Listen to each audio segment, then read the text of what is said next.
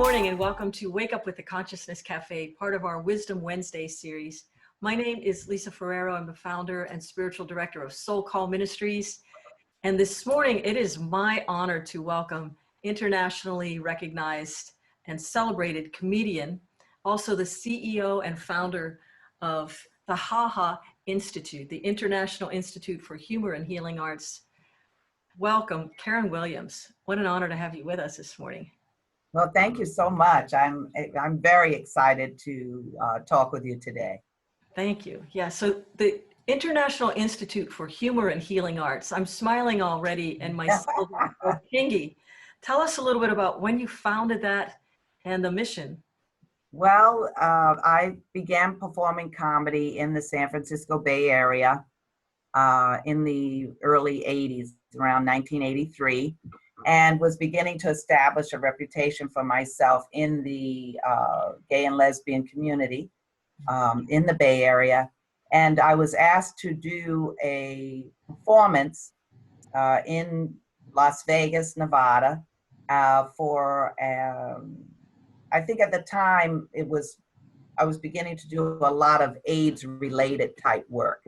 Right. And the organizer asked if I could do a workshop, some kind of a healing workshop. And I did my first rudimentary workshop, Humor and Healing, in 1988. And a guy came, a gorgeous blonde gay man came to the workshop and told me afterwards that his partner had just died 3 days before from AIDS and that he thought he'd never laugh again. And I knew I was onto something. Beautiful. So shortly thereafter, I came from a marketing background, corporate marketing, and people will say, "Oh, I know HaHa Institute." Well, they know HaHa. Everybody knows HaHa because that's what we say. So I took the letters first, HaHa, and then I built the International Institute of Humor and Healing Arts around that. My idea is to be international. My idea is to have an institute rather than a company or an LLC, because institutes tend to be institutions. And I want this, my message of the healing power of humor to live way beyond me. So that really feels like my life's work. I went back to school. I had not had a chance to finish college, undergraduate studies. I went back to school when I was 43 in the 90s and wrote a personally designed major in humor and healing at Cleveland State. They had First College and they called it a PDM program. I was able to get a bachelor's degree in humor and healing, and my master's degree is in adult learning and development. So doesn't make you smile. I'm just smiling from ear to ear, just listening to you tell the story.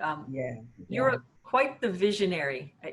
I had the honor of having you in my house in September of last year, just to get to know you a little bit better. We've seen each other around at different times, different festivals and things, but to be able to sit with you and actually just share conversation, the visionary aspect of what you bring and the energy with which you serve it up is so authentic. It's a rare thing to have that combination sometimes. And I think just sitting in your presence, you're a deep well. Thank you. What do you use to keep yourself centered and smiling during this time of change and shift and awakening? Well, first of all, let's shatter the illusion that I'm always smiling, because I'm not. I'm just like everyone else in that this period of intense uncertainty is really, I've come down to realize that that's been the root of the challenge for me, is the uncertainty. One would think that spending 37 years as a professional comedian, never really knowing when I'm going to have a gig or not, would have more finely attuned me to this period of great upheaval and uncertainty. What I realized is that some of the anxiety around the uncertainty is because there's not clear directive. And when I'm actually planning out my gigs or my workshops or, my speaking engagements, I have the power of establishing the dates and deciding with people about the curriculum. And so I'm very much involved in exercising my own self-determination. So as a practicing Buddhist, I really have had to rely a lot on bringing out more and more faith. And when I say the word faith, what I mean is just that kind of, like you said, a wellspring of confidence that this too shall pass, that we all need to do what we feel from inside of ourselves we need to do, to make sure that we're safe and that other people are safe. And I think where I was starting to feel some real kind of discomfort is when I want to put my will on someone else. Mm-hmm. There are going to be people who are not going to distance. There are going to be people who are not going to wear the masks. I don't need to have all that internal crappy dialogue going on in my head about that. Mm-hmm. I am choosing to put that smile back on, be positive, keep my distance, set a boundary if I need to.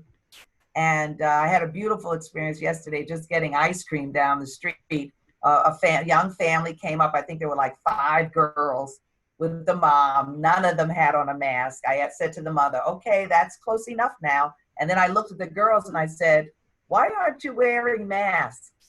And so the mother said, well, they don't have any, or they don't really want to.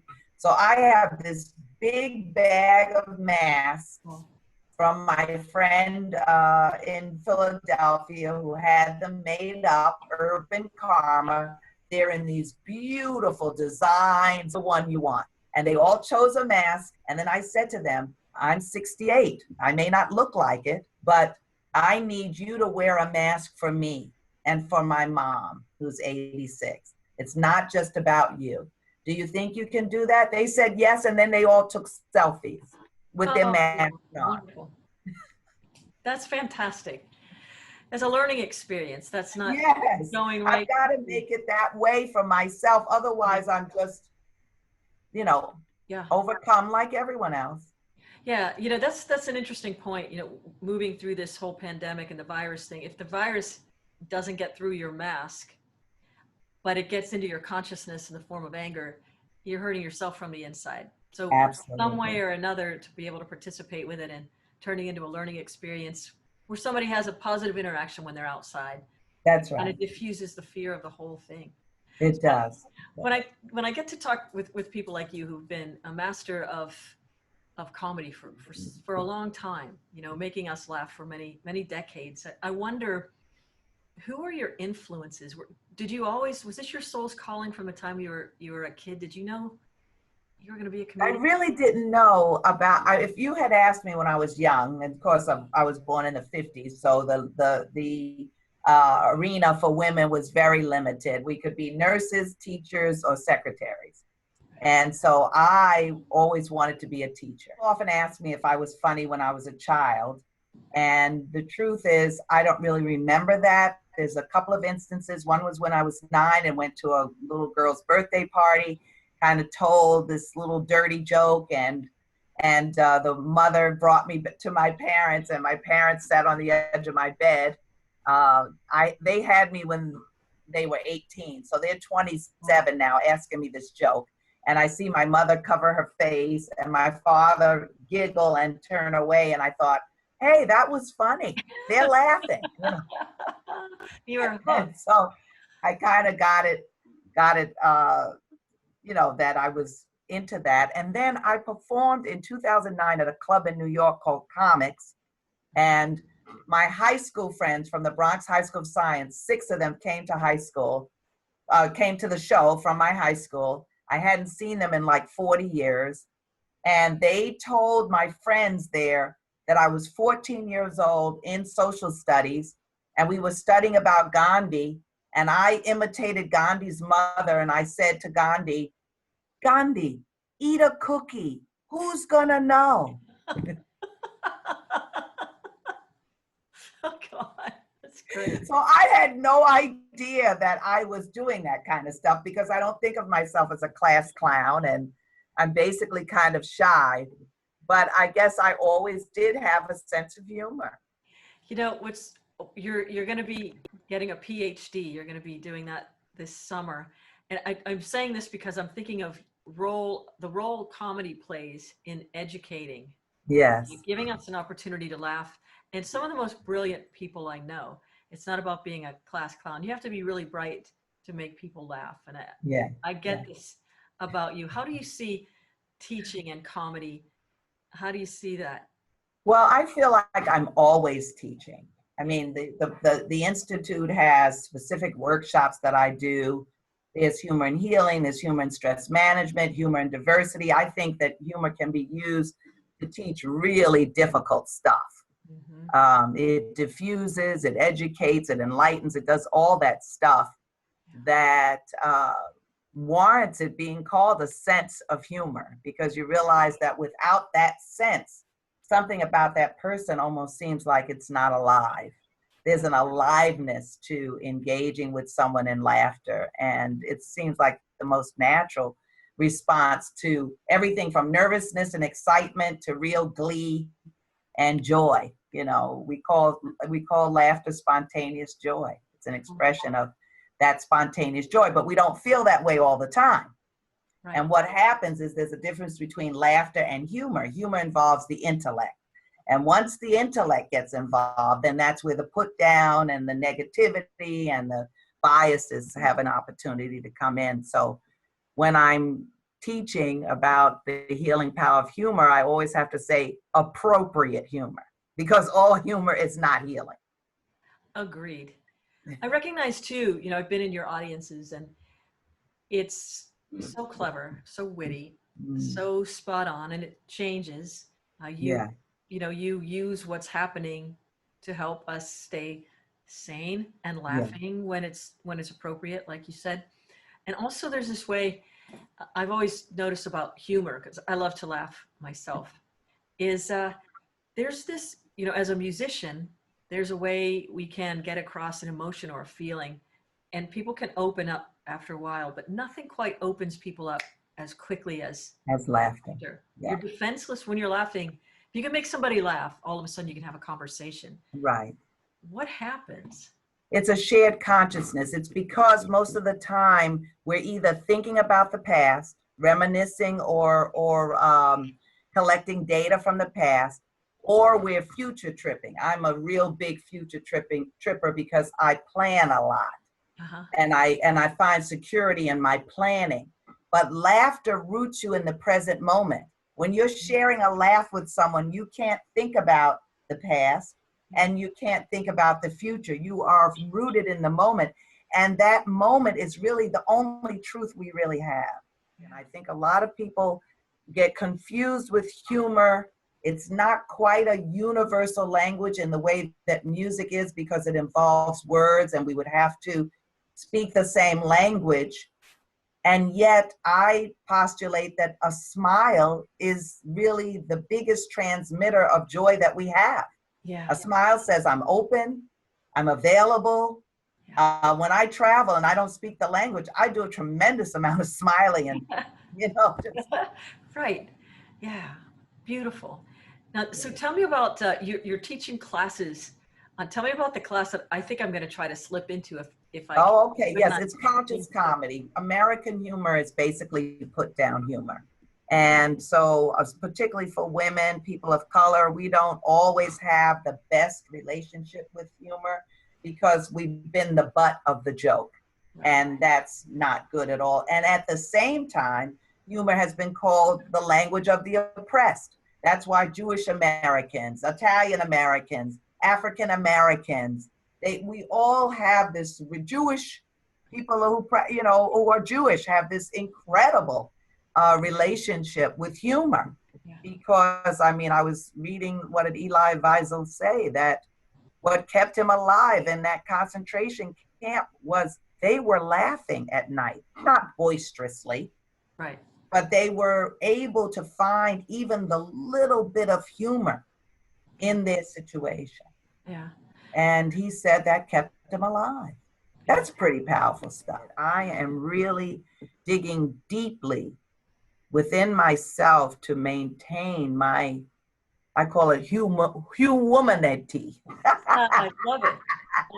Because it all starts with the woman. We say humanity, and that sounds really glorious. Yeah. But as a person that gave birth to 3 men, I know that they didn't do that hard work. I did it.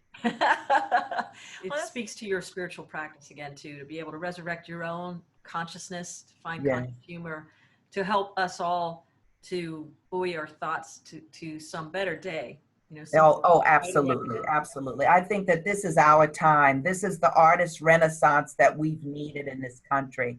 Yeah. And the fact that artists are even supporting each other, that people are supporting the artists right now. Yeah.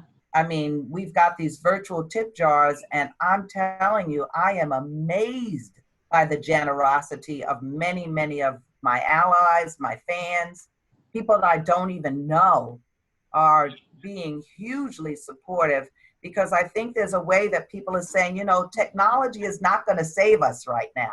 In some ways, we work with the technology. You and I are talking right now. Yeah. I'm just saying, leaning into that, we need the peoplehood that needs to emerge from us is coming from the artists. Yeah. Karen Williams, you're such a light. I really appreciate your time. We'll have to have you back again, and maybe we'll do a sponsored SoulCall. Okay, that'd be great. That'd be night of laughter.